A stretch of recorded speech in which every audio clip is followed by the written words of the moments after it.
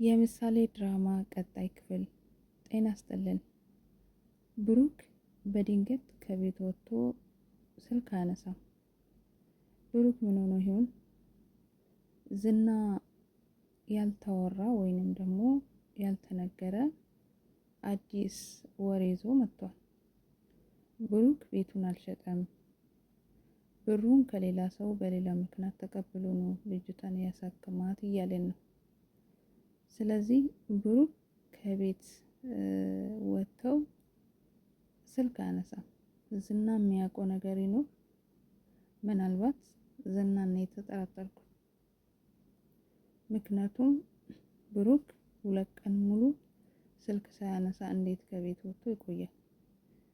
ከቅድስት ጋር ቢኮራረፍ ወይም ደግሞ ቅድስት ብታናደው ይሄን ሁሉ ውጪ አይቆይም። ደግሞም ቅድስት አላናደደችውም። ይሄ በምክክርና በትዕግስት የሚሆን ነገር ነው። ስለዚህ ማህሌት ደስ ብሏታል። ምክንያቱም ብሩክ ቤቱን አልሸጠም ብሏታል። ስለዚህ ክሴን መቀጠል እችላለሁ፣ እከራከራለሁ እያለች ነው።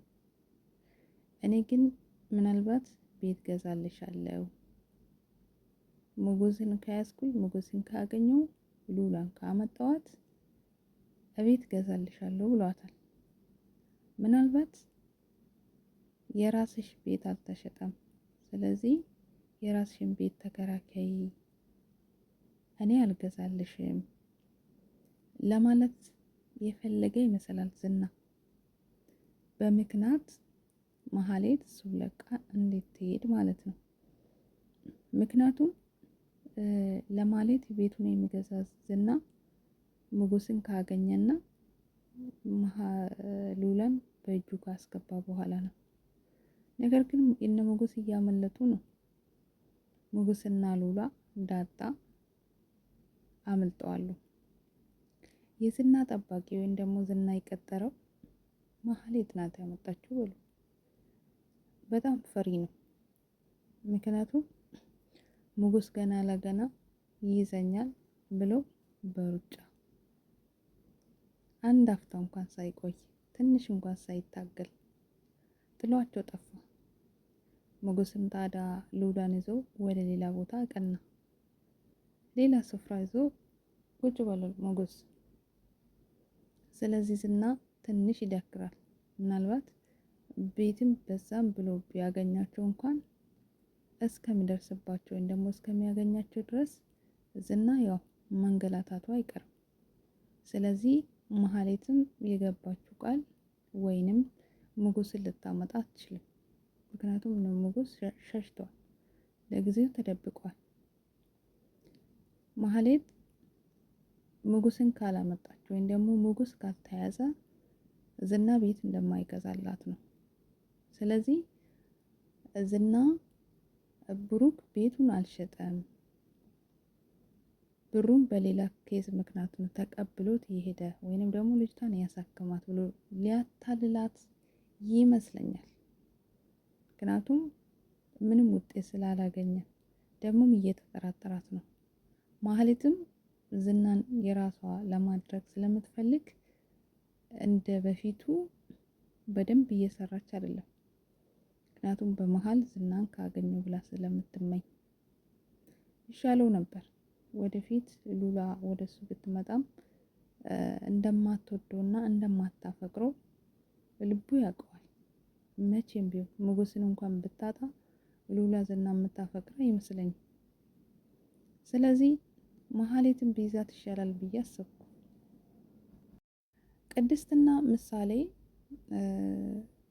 ምሳሌም አባቴ ናፍቆኛል፣ አባቴ ጋር ውሰጂኝ እያለቻት ቅድስትን ብታስቸግራት ቅድስት ገበያ እንሄዳለን ልብስሽን ቀይሪ በማለት ምሳሌን ይዛ ወጣለች። ማህሌት አየቻቸው። ይሄውና እነ ቅድስት እነሱን እዘክ ሉላ የት እንዳለች መቀበል ትችላለህ ብላ እንግዲህ ማህሌትና ዝና ወደ እነ ቅድስት እየሮጡ ሄደዋል። ቅድስት ግን እደውላለሁ፣ ለፖሊስ ነው የምደውለው፣ እንዳትጠጉኝ አለዛ ጨዋለሁ እያለች ነው። ግን ቶሎ ብላ ወደ ፖሊስ ብትደውል መልካም ነው። ምክንያቱም ምሳሌንም እሷንም ይዟቸው ቢያፍናቸው በጣም ብዙ ጊዜ ይሰቃያሉ።